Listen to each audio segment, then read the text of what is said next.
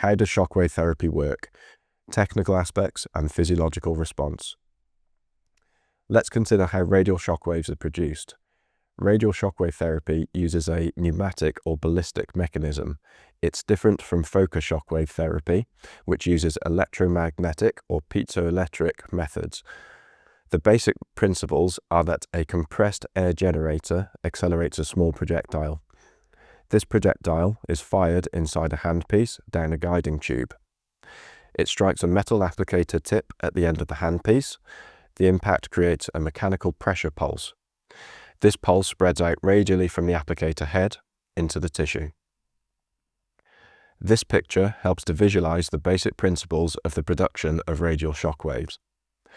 The picture shows the compressed air generator, which we know accelerates the projectile in the handpiece before it strikes the metal applicator, thus creating the radial shockwave, which is shown to spread radially.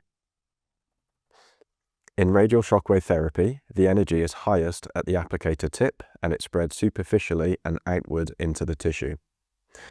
The depth of penetration is typically 1 to 4 centimeters, but this depends on a few factors, which include the energy setting selected for the treatment, known as bar, applicator design, and the contact pressure. Unlike focus shock waves, radial waves do not converge deeply. They disperse like a fan, and this is why it is selected for the treatment of superficial structures. Inside the device, a compressor builds up air pressure. A solenoid or valve releases the air, shooting the projectile. The repetitive impact creates a series of pulses. The applicator transfers this pulse into the patient's tissue through gel. Now we understand how radial shockwaves are produced by the device, it is important to explore what happens to the shockwaves when they enter the patient's tissue and what the subsequent physiological response is. Remember, shockwaves are sound waves, and they possess certain physical characteristics. They have a high peak pressure, followed by low tensile amplitude, a short rise time, and short duration. These characteristics generate a positive and negative phase of shockwave. The positive phase produces direct mechanical forces, whereas the negative phase generates cavitation and gas bubbles that subsequently implode at high speeds, generating a second wave of shockwaves. A simplified explanation of this, which you can use when explaining the treatment to your patients, is that when a radial shockwave enters the body, it's basically a very fast, high-energy pressure pulse. The first part of the wave is a quick push of pressure, like a tiny mechanical thump. That directly stresses and stimulates the tissue. The second part of the wave is a brief drop in pressure, which creates tiny bubbles in the tissue, a process called cavitation. These bubbles collapse very quickly, releasing more energy into the tissue. Shockwave therapy is reported to trigger a cascade of physiological responses that help the body heal and reduce pain, especially in chronic musculoskeletal conditions. This section presents the physiological responses, but it is important to note that focus shockwave therapy uniquely promotes bone healing, cartilage repair, and deeper calcification breakdown thanks to its higher energy and deeper penetration. Radial shockwave therapy is excellent for superficial tendons, fascia, and muscle, but does not produce deep physiological effects when compared to focus shockwave therapy. The cellular and molecular effects reported for shockwave therapy include microtrauma induction. Shockwave therapy creates controlled microtrauma, which stimulates the release of growth factors and also stimulates the release of cytokines and kickstarts tissue repair. Cavitation. The rapid pressure changes from vapor bubbles that collapse generate shear forces. This mechanical stress can disrupt damaged tissue and promote regeneration. Cell membrane permeability. Shockwaves increase permeability, allowing better nutrient exchange and potential drug delivery into cells. Gene expression. Shockwaves stimulate expression of healing-related genes like vascular endothelial growth factor and bone morphogenic protein, aiding angiogenesis and tissue remodeling. Nervous system effects include pain modulation. Shockwave therapy overstimulates nerve endings, which can desensitize them and reduce pain perception. It also disrupts pain signaling pathways. Analgesic effect. particularly effective in reducing chronic pain by resetting the pain cycle and promoting anti-inflammatory responses. Vascular and tissue effects include neovascularization. Shockwave therapy promotes formation of new blood vessels, improving circulation and nutrient delivery to damaged tissues. Collagen synthesis. The treatment encourages production and alignment of collagen fibers, strengthening the tendons. Scar remodeling. Shockwave therapy alters fibroblast activity to help break down fibrotic tissue and improve flexibility.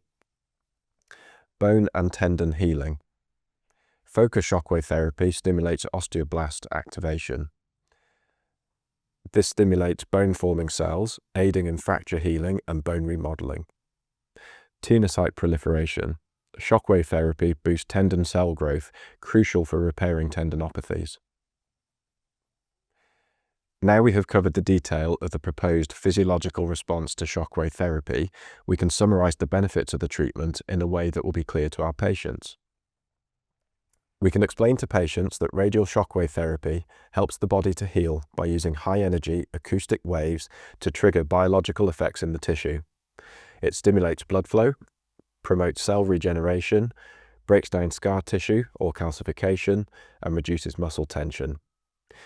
If the patient asks for greater detail, we can explain that shockwave therapy stimulates blood flow as the pressure waves cause microtrauma in the tissue, which increases blood circulation.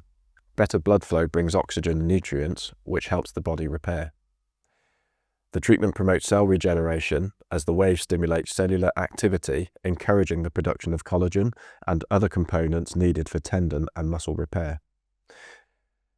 The breakdown of scar tissue and calcification. In some chronic conditions, the shock waves can help break down calcium deposits or scar tissue that are causing pain and limiting movement. Radial shockwave therapy helps desensitize nerve endings and interrupts pain signals to reduce pain. It also triggers the release of natural pain-relieving chemicals like endorphins. And finally, the treatment can reduce muscle tension in myofascial pain. Bar versus frequency to achieve the desired effect. This is an important practical point when using radial shockwave therapy. The bar and frequency settings directly affect how the treatment feels and what it does in the tissue. So this section will explain what bar and frequency are and how to balance both settings to achieve the desired therapeutic effects. Bar is a unit of measurement for pressure. In radial shockwave therapy, bar is used to describe the pressure delivered by the shockwave device. Bar is the air pressure used to accelerate the projectile in the handpiece, which generates the shockwave. Higher pressure means more energy delivered to the tissue, deeper penetration, and stronger mechanical impact.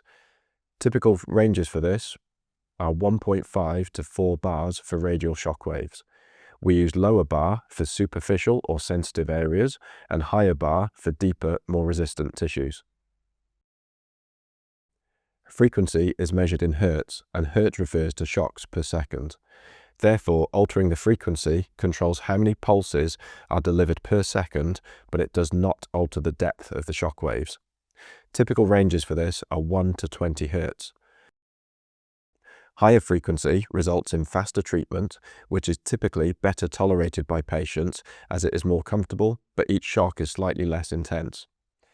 Lower frequency results in slower delivery of each shock, creating a more intense shock per hit. So the key points are, higher bar results in greater force and depth of treatment, and higher hertz results in more pulses per second. You balance both to get the right depth, comfort, and treatment effect. This table reinforces the key points discussed in the previous slide. The bar setting impacts the depth and force of the treatment, and higher bar would be applied to chronic, deeper lesions or lesions in dense tissues.